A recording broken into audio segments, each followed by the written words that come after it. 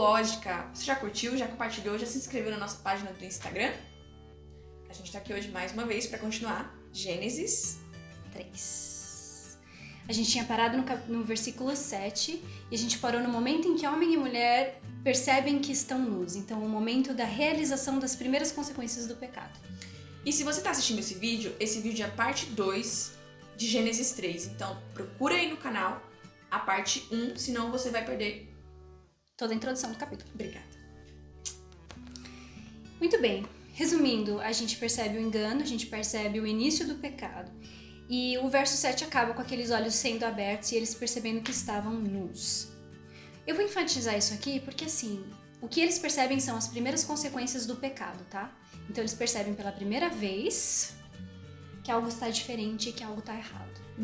E só o que eles conseguem ver é que eles estão nus. E eles estarem nus não é nada comparado ao problema real que eles criaram. Eles criaram o problema do pecado, agora tem pecado nesse mundo. E esse mundo agora tem morte e tem muitas outras coisas e consequências muito piores do que essa percepção, essa conscientização da nudez e o que ela significa. Mas no primeiro momento eles identificam como nudez. Sim. E eles fazem roupas de folhas de figueira. Exatamente. E mesmo nessa pequena solução deles para resolver o problema da nudez, ela é muito mal resolvida. Então, assim, eles perceberam só uma pequena proporção do problema, tentaram resolver e nas suas próprias habilidades não conseguiram resolver nem aquele pedacinho pequenininho do problema que eles criaram. Tá? E aí eles ouvem a voz de Deus no jardim que vem estar com eles. A gente sabe que Deus sabe tudo, eles sabem que Deus sabe tudo. Mas a maneira como a história retrata, ela vem assim, depois de tudo que eles fizeram, imediatamente Deus toma a iniciativa de estar com eles, de vir atrás deles e de ouvir deles o que aconteceu. Então Deus é que vem e Deus é quem pergunta o que aconteceu. Vocês comeram do fruto? Então, na iniciativa da resolução do pecado, quem toma a frente é Deus. E não só, ele é que consegue resolver o problema real, que é o que a gente vai ver. Que fazer as folhas e consertar a nudez foi tão pouco que quando Deus chega no jardim, ele se esconde. Continua, vai. Muito bem. Outras características interessantes da consequência do pecado. Eles agora sentem vergonha, que já estava mencionado, né? Que eles não tinham vergonha antes, eles têm vergonha agora. Essa vergonha leva eles a se esconderem de Deus, então a vergonha não foi suficiente se tapar com as folhas, mas quando Adão responde, ele diz que também teve medo. Adão ouviu a voz de Deus e a primeira sensação que ele teve foi medo. Olha que triste. Então, em vez de sentir, chegou aquele que vai me ajudar a resolver esse problema, ele imediatamente se esconde. E o pecado tem essa consequência imediata nas pessoas. Um distanciamento de Deus. Mesmo Deus vindo atrás, mesmo Deus chamando ele pelo nome, ele se escondeu e ele teve medo. Então, o pecado começa com a desconfiança, com a ambição de querer ser como Deus. O pecado não atende à proposta que ele faz. E o primeiro sentimento e emoção que há na humanidade é medo. E Deus continua o diálogo, e isso é muito interessante na maneira de Deus. Ele quer saber, ele quer interagir. Ele sabe o que aconteceu, mas ele quer ouvir do homem o que aconteceu, da humanidade, ele quer uma explicação, ele quer que eles tenham a chance de se expressar. Então Deus dá essa chance para ele. E Deus fala assim, começa perguntando: o que você fez? Você comeu da árvore que eu falei para você não comer? E aí vem uma outra, de novo, a gente vê muito rápido as características do pecado aparecendo. Então, no momento em que Deus pergunta para ele, para Adão especificamente, né? Porque Deus se fala com Adão nesse momento específico, diz o homem: a mulher que você me deu do fruto e eu comi. Vai. Não, pode falar. Sendo que no capítulo 2 termina assim, ele falando, né? Ela é osso dos meus ossos, carne da minha carne, super clima de paixão. E agora num clima de acusação. Minutos. Eu acho que a gente consegue entender nessa passagem que muito pouco tempo se passou do momento em que eles comem o fruto para uma deterioração do caráter e do relacionamento que eles têm. Então você tem um relacionamento entre homem e mulher perfeito no jardim. E aí, imediatamente após o pecado, uma das coisas que deteriora mais rápido é esse relacionamento entre homem e mulher. E também, ele se esquiva de assumir a responsabilidade que ele teve na ação dele. Quando ele come do fruto, e a gente falou isso no vídeo anterior, ele faz uma escolha. Ele escolhe Eva no lugar de Deus. Ele ouve Eva e não a Deus. Não tem diálogo, mas ele está colocando o que ela está oferecendo e escolhendo o que ela está oferecendo em vez de escolher o que Deus tinha falado. É correto interpretar que Adão culpa Eva e Deus assim, ó.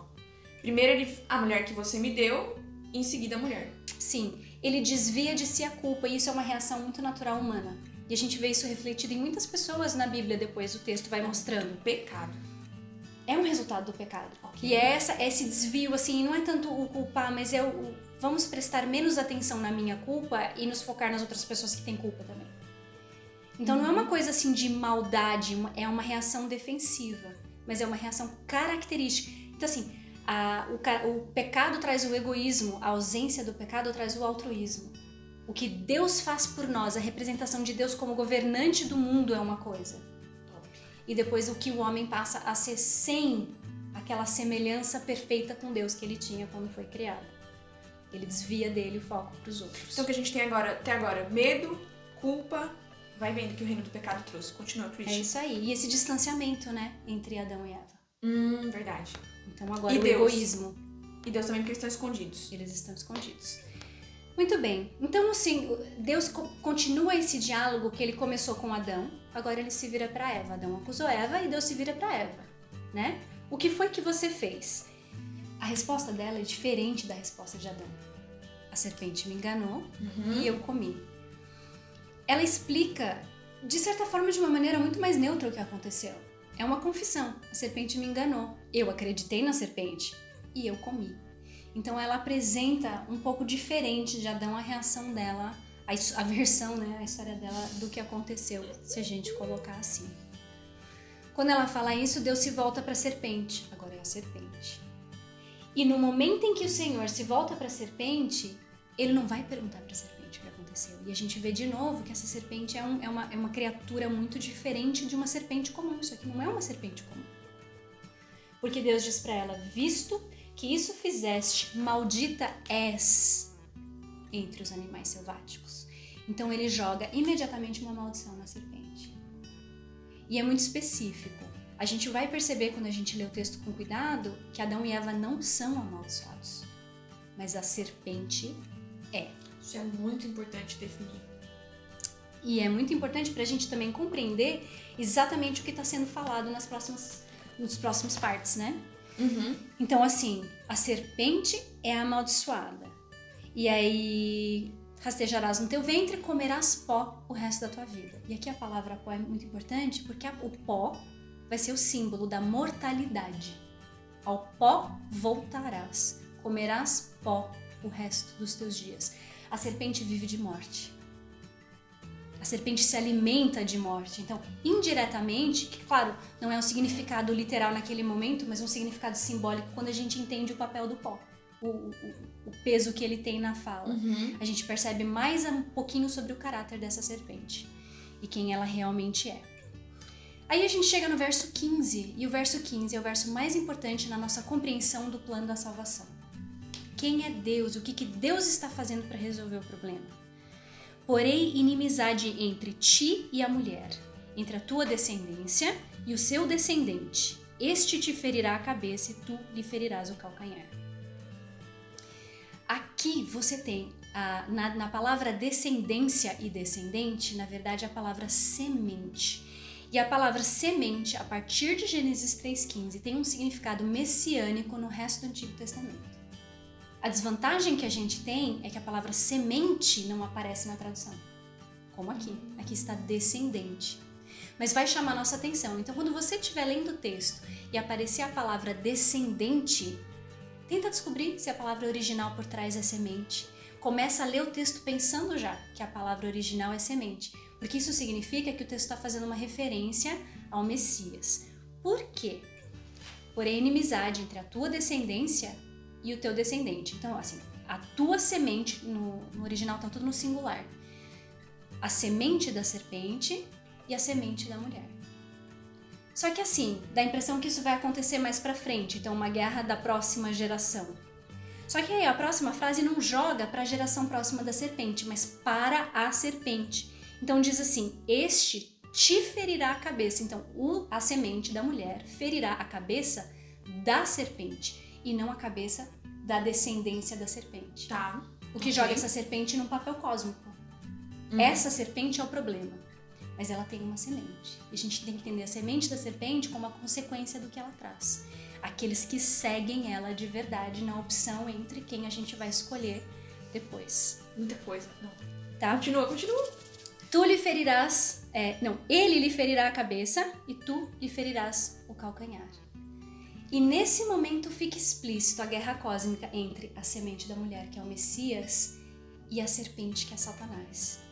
E nessa guerra cósmica, em qualquer encontro com uma serpente, ela só precisa ferir o calcanhar para matar a pessoa inteira, por causa do veneno da serpente. E naquele momento, ela também recebe a pisada, né? E é a mesma palavra. A maneira como ela fere o calcanhar e a maneira como ele esmaga a cabeça é a mesma ação, é o mesmo verbo. Conta pra gente. Então, shuf, que é o original hebraico, mas assim, é esse ferir. Então, é equivalente a essa luta. E nessa luta, os dois morrem. E isso é essencial pra gente entender o plano da salvação no papel do Messias. O Messias não vem só e liberta a gente de tudo. O Messias vai sofrer uma ferida de morte. Ok. Para derrotar a serpente, porque é no momento que ela fere o calcanhar que ele esmaga a cabeça. Então, quando a gente joga isso lá pra frente para Jesus Cristo, é no momento em que ele morre que a cabeça da serpente é esmagada. A derrota final é colocada. E eu acho que é importante a gente entender esse verso, porque mesmo que Adão e Eva ainda não tenham ciência do tamanho do mal e do estrago que o pecado traz, Deus já anuncia a solução por completo. Exatamente. Então Deus já está anunciando que vocês não sabem o que vocês fizeram. Claro que agora sou eu fazendo inferência. Mas a solução eu já tinha um plano pro erro de vocês. Exatamente. E ele é apresentado dessa maneira tão explícita. E ele mostra o preço. E o preço é a morte da semente da mulher. Ok. Aí vem o próximo verso que muitas pessoas chamam de a maldição da mulher, quando é dito que ela em dor terá filhos. Só que a gente tem que ler esse verso no seu contexto. Em primeiro lugar, não tem a palavra maldição. Isso não é uma maldição sobre a mulher, isso é uma consequência do pecado. É Deus anunciando as consequências de uma ação. Toda ação vai ter uma consequência. E qual é a consequência nesse contexto? Que diferença que faz ela ter filho com dor ou sem dor neste contexto? A diferença que faz se é com dor ou sem dor é que é a semente que vai trazer a salvação e a solução para o problema que eles criaram. Então, se vai ser com dificuldade, vai ser tudo muito sofrido. Exatamente. Então, essa consequência é muito pesada. É da semente da mulher que vai vir a salvação. Mas vai ser muito difícil produzir essa semente. É com dor e é com sofrimento que ela vai vir ao mundo. Então, a maldição, ela não é uma maldição geral sobre todas as mulheres e o parto. Ela é uma maldição que se refere à salvação. Vamos falar agora do que é a maldição em cima do homem. Então, a gente viu da mulher, e a mulher é relacionada à semente e relacionada ao homem, que vai ajudar ela a produzir essa semente. A maldição relacionada ao homem, e a palavra maldição vai aparecer de novo, mas não é ele que é amaldiçoado, é a terra. Então diz assim, visto que atendeste a voz de tua mulher, maldita é a terra por tua causa. Então a terra recebe uma maldição. E do mesmo jeito que é sofrido para a mulher produzir a semente, vai ser sofrido para ele produzir a semente da terra, que é o que ele traz para alimentar, para dar continuidade à vida. Então esse sofrimento, tanto da parte da mulher quanto da parte do homem, isso acontece com os dois, é uma consequência da ação deles, é uma consequência da entrada do pecado nesse momento. E vai ser difícil produzir e vai ser difícil trazer a semente. Nesse momento, Adão dá um nome para a mulher, que era só chamada de mulher. Ele dá o nome de Eva para ela. E esse nome que ele dá para ela significa vida. E ao mesmo tempo ele fala, você vai ser a mãe de todos os seres viventes. Mas também, na semente da mulher está a vida real, aquilo que vai consertar o problema da morte que entrou no planeta. E aí a gente tem um contraste entre o nome de um e o nome de outro. Eva, vida. Adão significa terra, chão. E nesse momento o chão significa para onde você vai depois da morte. Vida e morte, a realidade da humanidade. E agora essa realidade que tem que ser transformada, o nome dela é vida, porque é dela que vai vir a esperança. A semente é a esperança. Uau! Verso 21. No verso 21, a gente vê um fechamento da onde começou, do ponto em que eles se viram nus e fizeram as roupas. Porque é nesse momento que Deus faz para eles roupas de pele. A gente falou e a gente ressaltou no começo que a roupa de folha não resolve o problema da nudez. Okay. Eles só viram um problema desse tamanho e eles não conseguiram resolver o pequeno problema que eles viram. Mas Deus resolveu, quando ele entra em cena, ele resolve o problema grande e ele resolve o problema pequeno da nudez. Só que já para resolver o problema da nudez, há a primeira morte. Para fazer roupa de pele, um animal precisa morrer. Então você tem um animal morrendo no primeiro dia, só para que eles pudessem se vestir. Então o animal tem que morrer para que Adão e Eva... Só para eles se vestirem, entendeu? E a gente vai ver mais para frente mortes de substituição. Mas ele, desde o começo e desde o primeiro dia do pecado, eles têm que encarar a morte. Então, assim, houve morte no primeiro dia do pecado. E a gente chega no verso 22. O verso 22 diz assim: Disse o Senhor, eis que o homem se tornou como um de nós, conhecedor do bem e do mal. Essa frase é muito parecida com a frase dita pela serpente. Deus sabe que no dia em que dele comerdes, vocês se tornarão conhecedores do bem e do mal. Só que quando a gente lê no original, de novo, a tradução apresenta as frases como se elas fossem iguais. Só que no original essas frases não estão escritas iguais, elas usam formas verbais diferentes. Então aqui, o homem se tornou como um de nós, não é uma tradução real. A melhor tradução seria no passado, porque o verbo que está aqui é um perfeito, é um verbo no passado, uma ação completa. O homem era como um de nós. E aí aquela chave, aquele eram feitos à imagem e semelhança de Deus. E perderam um pouco disso ao introduzirem o pecado. Conhecedor do bem e do mal, que parece também a mesma frase da serpente, não é, porque a forma verbal que ela usa e que Deus usa para expressar esse conhecimento são diferentes. Então, a serpente usa uma forma verbal que é muito ação de conhecer. E Deus usa esse verbo no infinitivo indicando um conhecimento que se tem. Então, a melhor interpretação seria como eles tinham conhecimento do bem e do mal, eles tinham discernimento. Olha a frase novamente traduzida. O homem era como um de nós e tinha um entendimento, um discernimento do bem e do mal. Então, é um erro de tradução que está... Em Gênesis 3:22. Então, o homem era como um de nós, ele não é mais. Exato. Qual? Ele tinha o discernimento entre o bem e o mal. Então, assim, agora ele tem uma experiência do bem e do mal, porque agora ele pratica o mal, mas ele perde o discernimento. E bem e mal não são tão visíveis na visão humana. Ele não sabe dizer, esse é o bem, esse é o mal. Agora parece que o homem se confunde.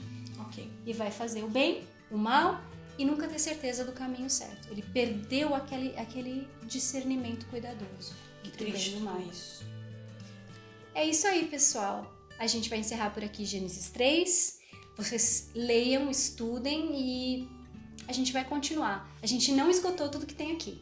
Não. Ainda tem muito para se explorar. Muito mais. Tchau pra vocês e muito obrigada por nos acompanharem. Até a próxima.